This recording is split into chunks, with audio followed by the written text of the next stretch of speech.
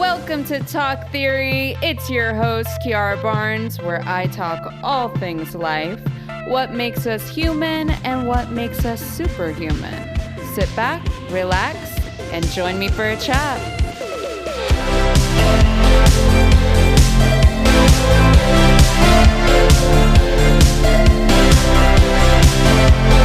Hello, folks. Happy Monday. Glad to have you again.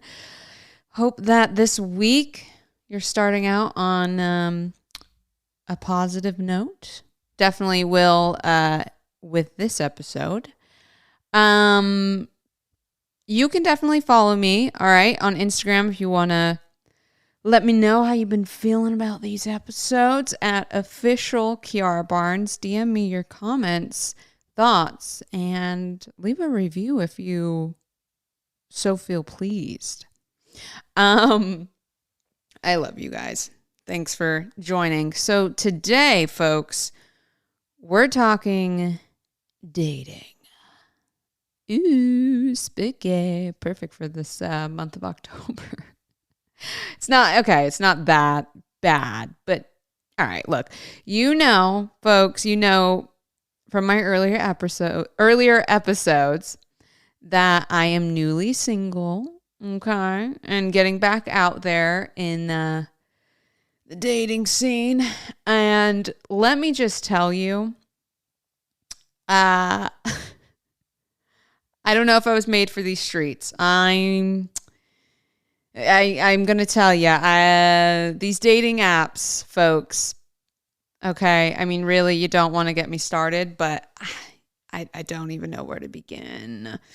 Right? You know, I'm like essentially going off of people's photos and quirky jokes or voice memos or whatever to see if they'll be a good life partner candidate. And look, I am also part of this because I don't ever know what the heck to say or put in my bio or whatever. Like one of my voice memo things was like, oh, what's a neat fact or something.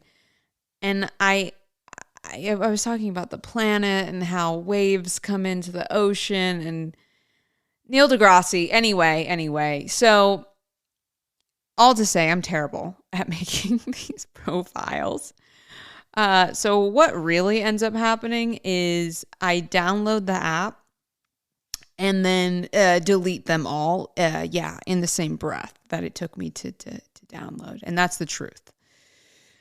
So I'm still, figuring it out, but all to say that I've been taking my time when it comes to dating again. I'm glad that I haven't rushed into dating super quick. And I've just kind of taken the time to figure out what it is that I like, and what I want. And of course, all of this is still a continuous journey, but I'm definitely now just at the point where it sounds fun and enjoyable to date again and to get to know people.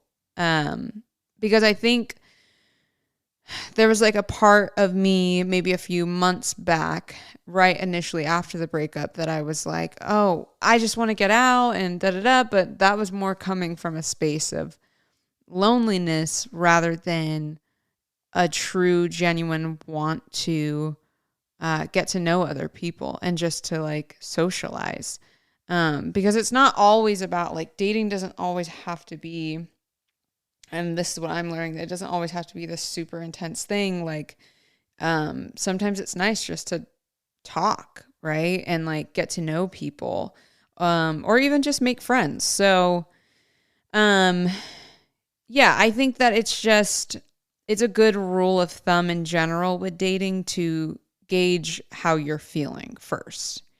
Because if you're like dreading the actual meetup or date, you probably should take some time to yourself first, which is exactly what I ended up doing and had to reevaluate with my intentions. And so it's been a few months and I'm just now like, okay, I could go on a date. And I talked about this in the episode, Alone Time. If you haven't listened to that, definitely check it out. About how I was dealing after the initial breakup. And I learned that, one, I was way too dependent on my partner and needed to figure out who I was again and just getting comfortable being alone. And in order to do this, I had to revisit the breakup, which at first, I'm not going to lie, was really painful, okay? And not at all what I wanted to do. Also, I never looked back at a breakup before and tried to dissect it like that or take ownership of my parts. Or why I maybe responded the way I did, or how things got to how they got, which doing all of that stuff was incredibly beneficial for me. And for this particular space that I'm in with life right now, I want to be better. I want to learn, I want to grow, I want to heal. And the best way to that journey is by getting super honest with yourself. So I definitely took the time to recall events and think back with an open perspective. And I found that at times, maybe I wasn't as communicative. Or, I said some kind of unkind things. Where did that come from? And I realized that what I was doing was ultimately I was bringing in old past relationships and comparing them to this person instead of just seeing this person as their own. So I was honestly coming straight into the relationship with a bunch of fears that they were going to be just like whoever person before, but at the same time, never communicating this fear to that person, but just letting it kind of sit back in my mind and just kept it there really through the course of the relationship. Which obviously made it hard for me to fully trust or to be fully present and to honestly fully love them. And I'm not saying that I don't want this to be like a pity party situation. And I'm realizing it's not all my fault. Like, it's not really either of our faults. It's both of us showing up and not being present and acting out of old fear, But I'm proud of myself because I'm at this point where I can acknowledge my parts and pieces to the ending of the relationship. Where in the past, I may have only pointed fingers at the other person and just never grew from it. Like I wouldn't even want to look at it again or reconsider the why. So after doing all that introspection and looking at my trigger points that I'm working through, I'm also being kind to myself. I think it's really easy to start feeling a lot of self-loathing when you go back in time and feeling a lot of guilt. But I have to remember that whatever I said or whatever happened in the past is in the past. And the truth is we were both doing the best with the tools that we had at the time. I didn't know about any of this stuff. I didn't have this breakthrough until like a month ago. Okay. Shout out, because my cousin came to LA and we were just having, it was like a spiritual retreat. We were just having breakthrough after breakthrough. And you know what? One day I'll have her on to share that experience because we literally changed our lives during that week. But anyway, I feel so much more grounded and aware, and I'm just breaking old behaviors and showing up as my best self so that I can just be Kiara, like I can just be me. And something I realized too, and I had to ask myself, like, why am I bringing 18-year-old Kiara into 20-something-year-old Kiara's current life? Honestly, like I'm not dating who I was dating when I was 18. I'm not the same person at all as when I was 18. I know more. I've lived and experienced more. So why not use the tools now to be in the current relationship that I'm in instead of continuously using the past, right? I've moved past that.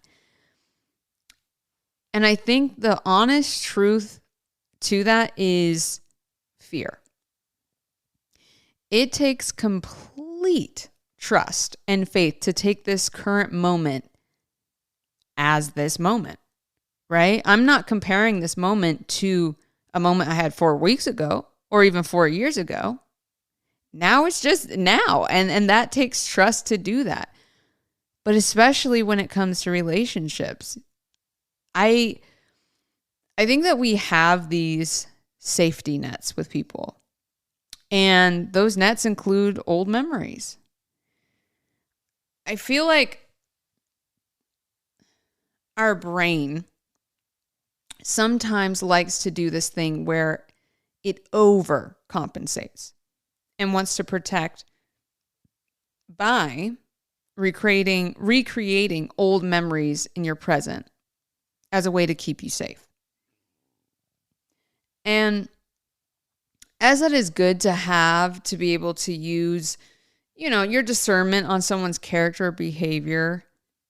But, generally when you make it past that stage of this person's vibe or personality, or if this person's vibe or personality makes sense with yours, if you're going to decide to allow them to have access to your life, to speak to you, talk to you, that's when you can apply the whole being present thing, where you don't do the compare. You're just with this new person and allowing them to be them, the same way you would want someone to view you. You wouldn't want them holding reserves and doubts towards you due to someone they dated in the past because you weren't that person, point blank. So it's kind of the same thing. Also, another part of this dating situation is to continue to maintain who you are. It's super easy to want to spend all your time with someone. And I talked about this in that episode Alone Time. It's super easy to want to spend all your time with someone you like or do things for them to like you more. But the key to something healthy is continuing to live from your own advantage point of what makes you feel good. And your girl is starting to get it, folks. Your girl is starting to get it. We are coming back, baby. And we are freaking strong. Okay. All right. Let me calm down.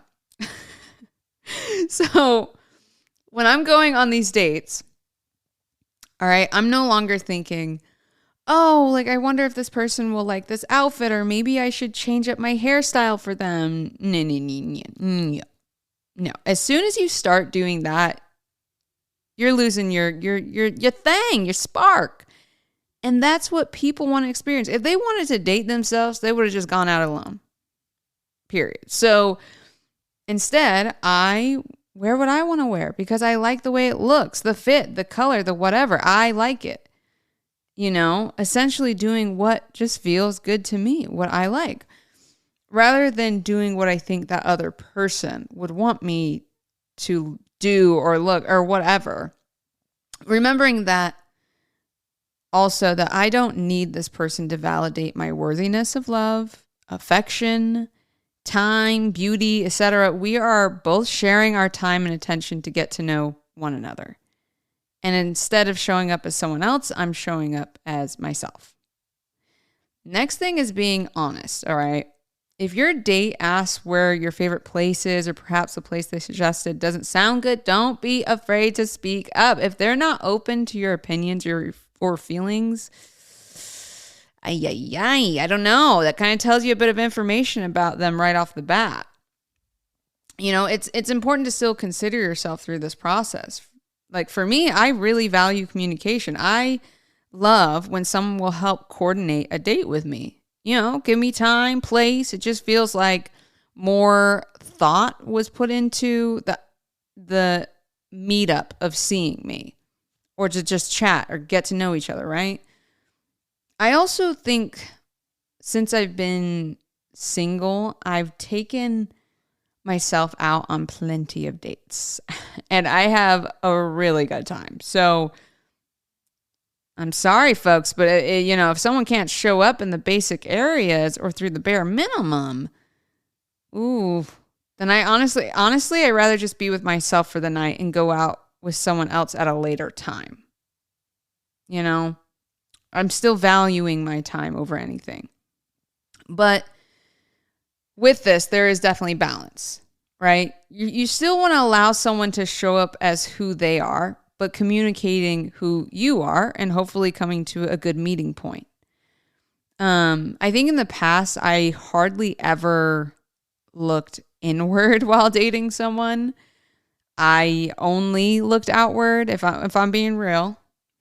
And if they were doing something I didn't love or something that triggered feelings of annoyance or upset, I would immediately point fingers to this person. I mean, I would think, well, I couldn't possibly, be the reason why I'm feeling upset. This person had to have done something. But now that I'm an adult, stepping back and gaining perspective and getting fresh air, I've come to realize when people don't behave how I would like them to or don't show up for me how I would hope they would, my feelings are more coming from a response of an old fear or old wounds. The fear of not being loved or worthy or cared for or even respected. But now, knowing these things, the next step was, all right, well then how can I not feel these fears as much? How can I just be present with the person I'm sharing time with without going off on tangents in my head of all the scary what ifs? And for me, it's by creating whatever it is that I fear as stability through myself. Meaning loving myself unconditionally, making myself feel worthy and cared for, making myself feel respected. I do this by what I say to myself, how I treat myself, the food I eat, getting ready for the day, keeping a clean space, giving myself grace in moments of sadness, creating love at all times for myself through myself so that I don't depend on anyone else to give me that. So even if they can't show up for me in the way that I want at the moment or whatever, I'm allowed to let go and let them be them so that I can be me and feel fulfilled and ultimately free. There's no more pain in not receiving from someone because I have this unlimited supply to myself. But this is definitely not an overnight process either. We've been programmed to be harsh to ourselves, or to look to others for the healing and answers, but you have to know you have them all inside of you. It's the truth. It's the truth. So, my theory for this week is the deeper and closer I get with myself, the more freedom I can offer me and my partner in the now. I'm going to give you all that another time because it was good. The deeper and closer I get with myself, the more freedom I can offer me and my partner in the now. Mic drop. Okay. Oh, wow. This was very therapeutic today. I like this episode. So I will keep you guys posted on the dating scene. Who knows what's going to happen, folks? I'm just going with the flow. All right. I'm new into these waters. So let's see. I'll keep you posted. Thank you again for listening. I love you all very, very much. Please let me know how you feel about this episode. Or is anyone else dating? Is it just me out in these streets? Someone give me words of encouragement. send me a DM or something. At official Kiara Barnes on Instagram. I love you guys. Have a good rest of your Monday, and I'll see you soon. Okay, love you. Bye.